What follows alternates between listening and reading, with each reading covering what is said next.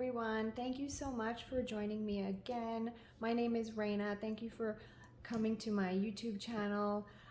I created this channel, Hearing Hearts, because I know what it feels like to go through a moment in life where you are just at your lowest point and you're hurting. You've been through a trauma, a tragedy, whether it's current or something from your past, an experience that's just brought a lot of pain, and you have those moments where you're so low and that despair is just all you can feel. And I want to know if there's anyone out there that I could possibly reach and help them to understand that you're not alone. There's other people who are willing to walk beside you in that journey as you traverse through that valley of hurt.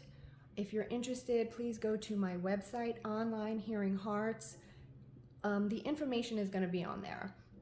If you want to join the membership, it's all going to be there for you to see a little bit more about me, a little bit more about what I do. I do connect people over video, including myself, where we share our similar experiences of hurts, where we are able to connect with each other, be supportive, help each other take that next step, because I know in that moment when you're hurting, it does feel like that is the only way the story is going to ever be. But please know it's just a chapter, it's not the end of the story. Today I have asked my friend Ashley, my beautiful friend Ashley. She is graciously willing to share some of her story, a struggle and experience that she's been through, and we are good friends and we have been able to show support to each other, and we recognize the importance of that. So let's hear what Ashley has to say.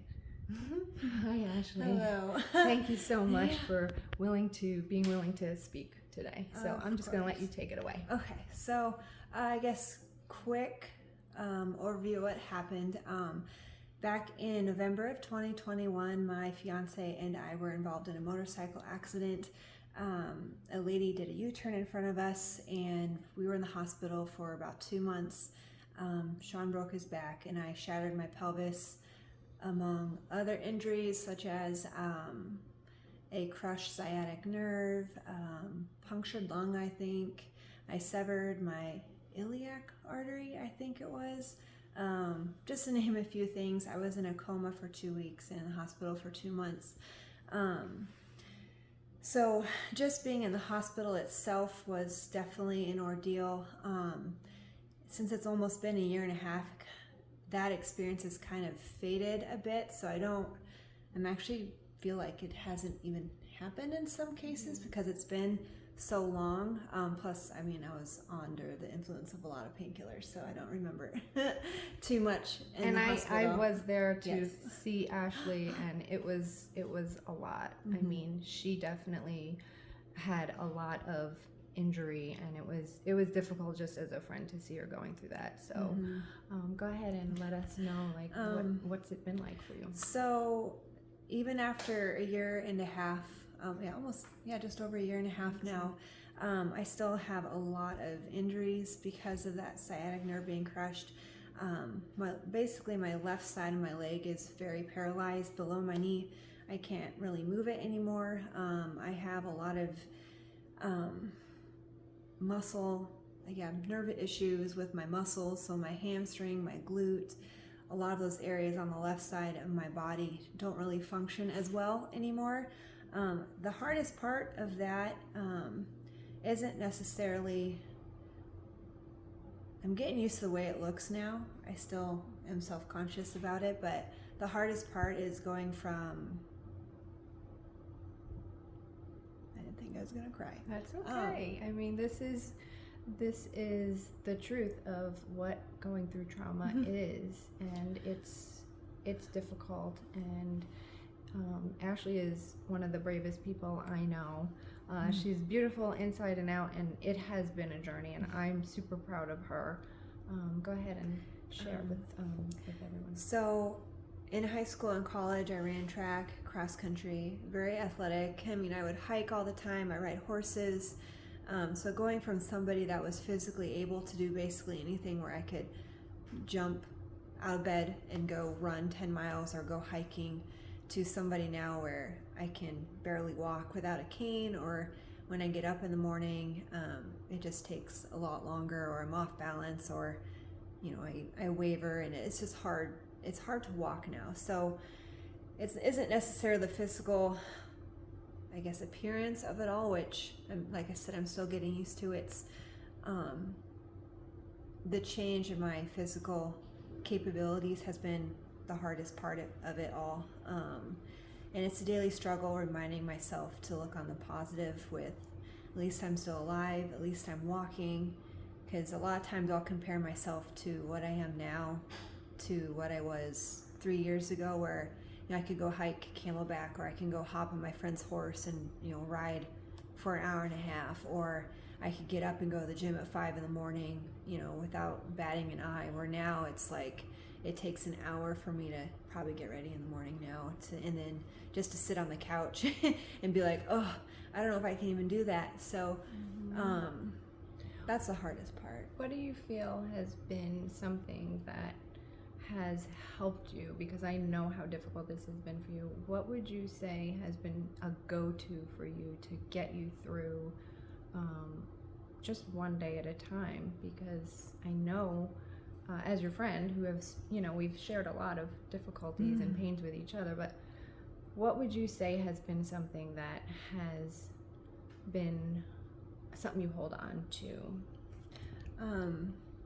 I didn't think sharing my story would make a big impact on people, but I've been sharing my progress on Instagram and Facebook, and to see the number of people that have responded and have commented and telling me how courageous I am and how strong I am, and bringing up scenarios of me back in college, and remembering how tenacious I was, and with cross country, and that I was always a fighter, and how that kind of has helped me now.